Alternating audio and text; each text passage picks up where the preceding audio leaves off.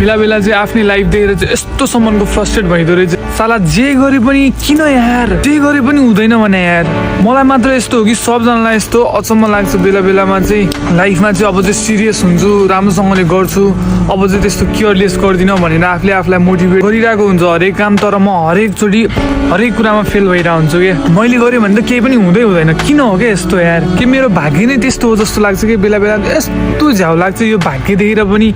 अरूको चाहिँ फेरि सब थोक ट्याक हुन्छ भने मैले चाहिँ गर्दाखेरि हुँदैन हुने क्या। जस्तो भने सँगै एउटै बेन्चमा बसेको साथीले गर्दा हुन्छ, मैले गर्दा हुँदैन भनेपछि यस्तो झ्याउ लाग्दो रहेछ, यस्तो रिस उठ्छ कि बेला बेलामा। तर के गर्नु, आफूले आफूलाई मुख छाड्छु म, मन भने यताउति भनिरहन्छु, आफूले आफूलाई चाहिँ लास मुख छाडिरहन्छु। अब हुँदैन त के गर्नु, म पनि होइन गर्न खोजेकै हो, 100% दिएकै छु जस्तो लाग्छ, तर पनि हुँदैन। दिक्क लाग्छ क्या, कति गरौँ यार, कति स्ट्रगल गरौँ, जति गरे पनि हुँदैन, जति भागे पनि भएकै छैन।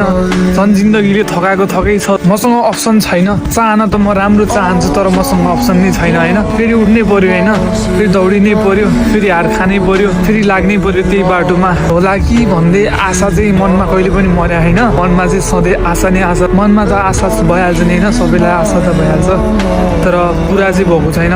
अझै स्ट्रगल गर्दै जाउँ, हुन्छ कि भन्ने आशा छ। पहिलाभन्दा केही कुराहरू सुधार त भयो, तर सोचेको जति कुराहरू चाहिँ पुरा भएको छैन केही पनि। मिहिनेत चाहिँ मैले धेरै गरिसकेँ त्यो कुराको लागि चाहिँ, तर पनि पुरा भएको छैन। सबै कुराहरू आधामा अड्कियो। हेरौँ कहाँसम्म पुग्छ अझै। मन त छ नि होइन, चाहना छ धेरै नै गर्नलाई, तर चाहेको कुरा सबै पुरा हुँदैन रहेछ।